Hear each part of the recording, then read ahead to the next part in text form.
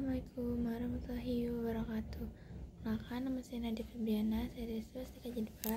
Di sini saya ingin menjelaskan tentang jenis jaringan serat optik.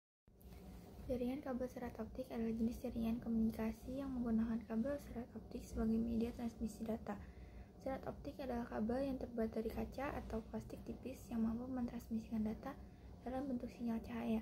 Bentuk adalah penjelasan konsep dasar jaringan kabel serat optik. Fiber optik terbagi menjadi beberapa jenis berdasarkan mode transmisinya dan struktur kabelnya. 1. Berdasarkan mode transmisi. Single mode atau SE memiliki inti kecil sekitar 8-10 mikrometer dan hanya memungkinkan satu jalur cahaya, cocok untuk jarak jauh dengan kecepatan tinggi. 2. Multimode atau MM memiliki inti lebih besar 50-62,5 mikrometer dan memungkinkan banyak jalur cahaya, cocok untuk jarak pendek seperti di dalam gedung. 2. Berdasarkan struktur kabel. Tight buffered serat dilapisi langsung oleh bahan pelindung ketat, cocok untuk instalasi dalam ruangan.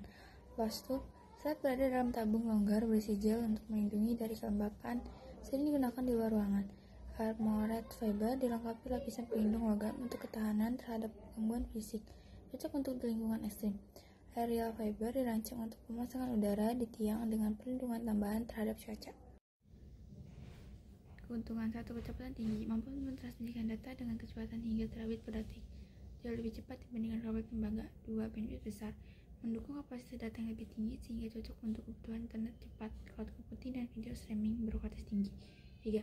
Jarak transmisi panjang, dapat mentransmisikan sinyal hingga ratusan kilometer tanpa perlu banyak repeater atau penguat sinyal. Berikut cara kerjanya secara singkat. 1. Sumber cahaya.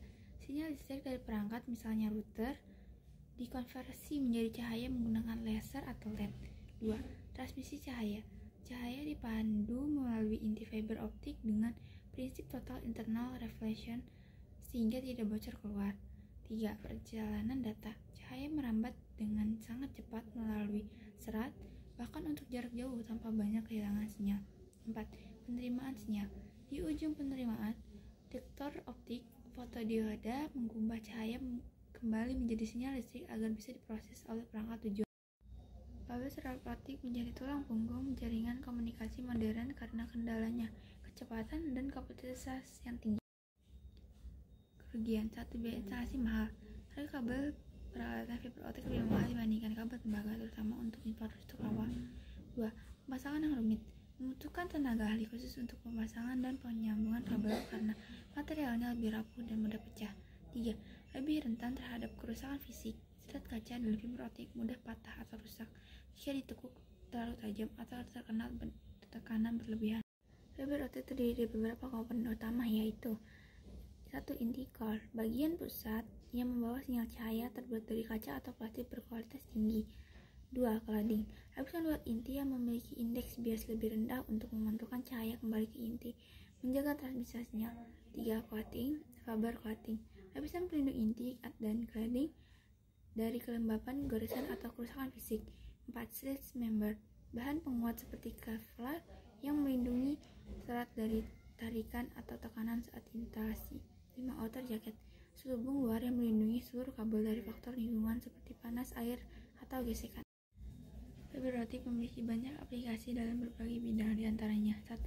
Telekomunikasi, digunakan untuk jaringan internet, telepon, dan TV kabel karena kecepatan tinggi dan minim gangguan. 2.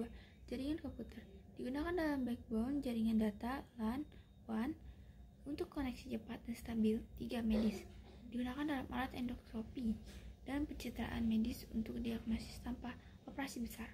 4. Militer dan keamanan, digunakan untuk komunikasi aman dan sensor deteksi intrusi. 5. Industri dan otomasi, digunakan dalam sensor suhu, tekanan, dan pemantauan di lingkungan ekstrim. Sekian dari saya, kurang lebihnya mohon maaf. Assalamualaikum warahmatullahi wabarakatuh.